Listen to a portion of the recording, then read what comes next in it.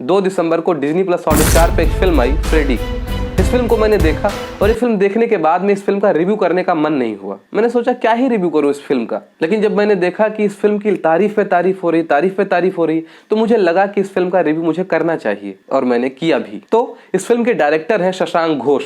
इनकी आपने वीरे दी वेडिंग और प्लान ए प्लान बी जैसी फिल्में देखी हैं और इस फिल्म को लिखा है परवेज शेख ने। क्या तो लिखा है इन्होंने, और इससे बड़ी बात कि क्यों लिखा है आपने, कार्तिक आर्यन को एक्टिंग कराने के लिए। तो कार्तिक आर्यन से अगर एक्टिंग ही करवानी थी तो इससे बेहतरीन फिल्में आप लिख सकते थे। खैर, और बहुत सारी बातें हैं जिनको मैंने 6 पॉइंट्स के थ्रू प्रेजेंट करने की कोशिश की है। वो इस तरह हैं कि फिल्म की कहानी क्या है, फिल्म कहना क्या चाहती है, फिल्म में अलग क्या है, फिल्म में क्या अच्छा है क्या बुरा, फिल्म के सवाल क्या हैं, और इस फिल्म को देखें कि ना देखें। तो पूरा रिव्यू देखने के लिए हमारे साथ अंत तक बने रहें, और अगर आप चैनल पर नए हैं तो सब्सक्राइब जरूर कर लीजिए ताकि इसी तरह की वीडियोस आपको मिलती रहे। आइए रिव्यू शुरू करते हैं।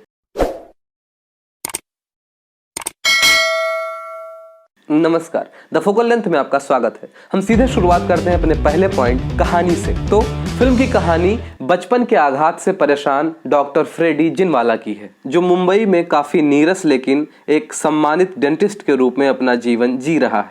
ये 30 साल का लड़का इतना अंतर्मुखी है कि इसके पास कोई अपना है, इसके नाम पर एक कछुआ और आंटी के अलावा कोई नहीं है। फ्रेडी जिनवाला एक सोलमेट के तलाश में मेरीशादी.com पर एक अकाउंट बनाते हैं और किस्मत आजमाने के चक्कर में बहुत बार शर्मिंदा होते हैं। अपने पेशे में सफल लेकिन अंदर से हारे हुए फ्रेडी आंटी के बहुत कहने पर कि वो लड़की तुम्हें देखकर हंस रही है, जाओ बात करो, किसी तरीके से ये डरते डरते जाते हैं। लेकिन तब तक उस लड़की का पति आ जाता है और इनको एक धक्के में गिराकर चला जाता है। कहीं आप ये तो नहीं सोच रहे कि मैंने पूरी फिल्म की कहानी बता दी? नहीं, ऐसा नहीं है।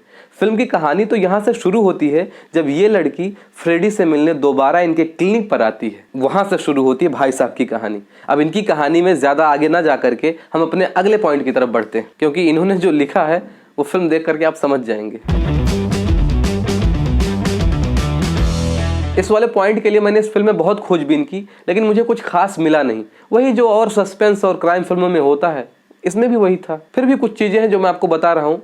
वो ये कि फिल्म की शुरुआत बहुत अच्छी थी, लेकिन जैसे ही फिल्म आगे बढ़ती है सब कुछ समझ में आने लगता है कि भाई इसमें यही होगा। दूसरी बात कि ये फिल्म पीड़ित और पीड़ा देने वाले के बीच में जो लाइन होती है उसको धुंधला करती है। मतलब कौन पीड़ा दे रहा है और कौन पीड़ित है, इसमें आप थोड़ा सा कंफ्यूज आ जाएंगे। अगली बात ये कि फिल्म का सस्पेंस और डरावनी ऊर्जा बहुत ढंग से बनी रहती है, लेकिन मार खा जाती है अपने कहानी में, क्योंकि कहानी किशोरावस्था के लायक है। मतलब जो 10th 12th के लड़के हैं वो कहेंगे वाओ क्या तो सस्पेंस था, कि मजा आ गया एकदम से, ऐसा था वैसा था। लेकिन जिन्होंने हिचकॉक वगैरह को देख रखा है वो कहेंगे इस फिल्म का बॉक्स उठाओ और बाहर घर के रख के आओ। हिचकॉक को छोड़ ही दो, जिसने जॉकिन फिनिक्स वाली जोकर और यहाँ की फिल्म एक हसीना थी देख रखी होगी, उसको पता चल गया होगा कि इस फिल्म की कहानी कहाँ से लाई गई है। हम बढ़ते हैं अपने अगले पॉइंट पर।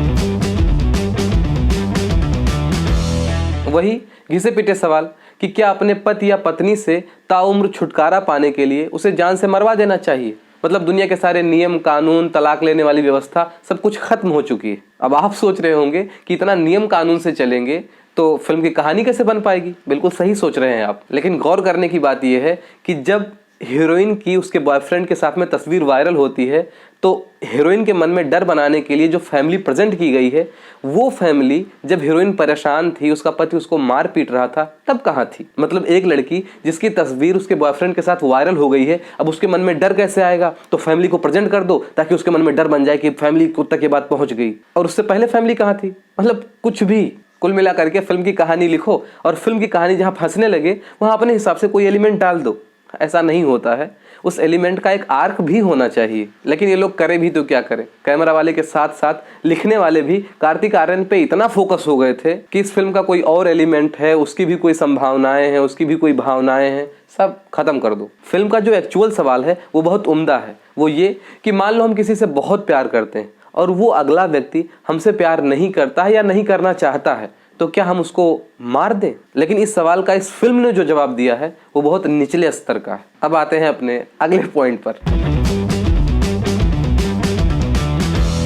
बात करें फिल्म कहना क्या चाहती है, तो शुरुआत में ऐसा लगता है कि यह फिल्म मानसिक स्वास्थ्य, एक व्यक्ति पर हुए बचपन में आघात और उसके प्रभाव को दिखाना चाहती है। लेकिन जैसे जैसे फिल्म आगे बढ़ती है हम देखते हैं कि वो लड़का जिसने बचपन में अपने माँ बाप को इस दौर से गुजरते हुए देखा था, जब उसी तरीके की कुछ मिलती जुलती स्थिति उसके ऊपर आती है तब वो लड़का कुछ खास अलग तरीके का रिएक्ट नहीं करता, वो भी अपने बाप की तरह काम करता है। मतलब उसका पढ़ना लिखना, इस दौर में अपने साथ जो उसके अनुभव हुए उससे गुजरना, कोई फर्क नहीं है। वो अभी उसी मानसिकता में, उसी स्थिति में फंसा हुआ है। और दूसरी बात ये कि वो डॉक्टर है भाई साहब, कम से कम वो इतना तो समझेगा ही कि जैसे मैं जिंदा हूँ, मेरी स्थितियां हैं, वैसे किसी और की स्थितियां हैं, उसी के हिसाब से वो भी जिंदा रहता है। खैर, बढ़ते हैं अपने अगले पॉइंट पर। अच्छाई बुराई साथ में लेकर चलते हैं, कोई पहले और बाद में नहीं। तो इस फिल्म का जो कैमरा था वो इन्होंने बहुत अच्छा किया है। वर्टिगो शॉट तो कमाल के थे, फिल्म की एडिटिंग बहुत अच्छी थी, म्यूजिक भी ठीक ठाक था। यही बात करें एक्टिंग की तो फिल्म में सबने अपने हिसाब से ठीक ठाक काम किया है, लेकिन मेन आकर्षण कार्तिक आर्यन की एक्टिंग का है। इन्होंने अपनी बॉडी लैंग्वेज, वजन और एक खास तरह की मुस्कान पर बहुत अच्छे से काम किया है, लेकिन इन्होंने कोई बहुत बड़ा तीर नहीं मार दिया है जो बॉलीवुड में एकदम हल्ला मच गया है। हम भी मानते हैं कि इन्होंने अच्छी एक्टिंग की है, लेकिन ये कार्तिक आर्यन के करियर की अच्छी एक्टिंग हो सकती है। जब इनकी और एक्टरों से तुलना करेंगे तो इतना कुछ खास नहीं है। मतलब मैं जिस तरीके से कह रहा हूँ मैं आपको उदाहरण देकर समझाता हूँ कि घर में जब कोई बच्चा छोटी सी छलांग मारता है तो हम कहते हैं अरे वाह वाह वाह वाह, बहुत अच्छी छलांग, बहुत बढ़िया, बहुत ऊंची छलांग मारी। लेकिन हमें ये नहीं भूलना चाहिए कि वर्ल्ड लेवल पर जो छलांग का पैमाना है वो बहुत ज्यादा है। तो कार्तिक आर्यन के करियर की बहुत अच्छी एक्टिंग हो सकती है, लेकिन उन्होंने कोई बहुत अद्भुत काम नहीं कर दिया है कि अरे कमाल कमाल कमाल, जितना सब गुण गाए जा रहे हैं। बाकी फिल्म में जो कुछ और अच्छा हो सकता था उस संभावना को कहानी लिखने वाले ने मार डाला। एक उदाहरण से समझिए कि फ्रेडी के घर पर जब हीरोइन मारने के लिए आती है तो कुछ ही देर में पड़ोसी खबर कर देते हैं और पुलिस आ जाती है। लेकिन जब फ्रेडी घर पर नहीं रहता है और उसके घर को तहस नहस किया जाता है तो वो पड़ोसी गायब हो जाते हैं। मतलब मैंने जो शुरुआत में ही बताया था कि कहानी लिखते समय जहां फंसने लगो तो वहां ये वाला एलिमेंट डाल देते हैं, काम बन जाएगा, लेकिन उस एलिमेंट का एक आर्क होना चाहिए। खैर, हम बढ़ते हैं अपने अगले पॉइंट पर। अब अंत में बात करें कि इस फिल्म को देखें कि ना देखें, तो अगर आपको कार्तिक आर्यन के करियर की अच्छी एक्टिंग देखनी हो और उसके अलावा फिल्म के कहानी और बहुत सारी चीजों से ना मतलब हो तो इस फिल्म को जरूर देखिए। और दूसरी बात कि अगर ये मेरा रिव्यू आपको फर्जी लग रहा हो, बेकार लग रहा हो, तो भी आप एक बार फिल्म जरूर देखिए। उसके बाद भी अगर आपको बेकार लगे तो कमेंट कर मेरी कमी जरूर बताइए, गाली मत दीजिएगा। नहीं तो अगर रिव्यू अच्छा लगा हो तो लाइक कीजिए, दोस्तों में शेयर कीजिए और कमेंट करके ये जरूर बताइए कि मैं अगली किस फिल्म का रिव्यू करूं। अगर चैनल पर नए हैं तो सब्सक्राइब जरूर कर लीजिए ताकि इसी तरह की वीडियोस आपको मिलती रहें। धन्यवाद।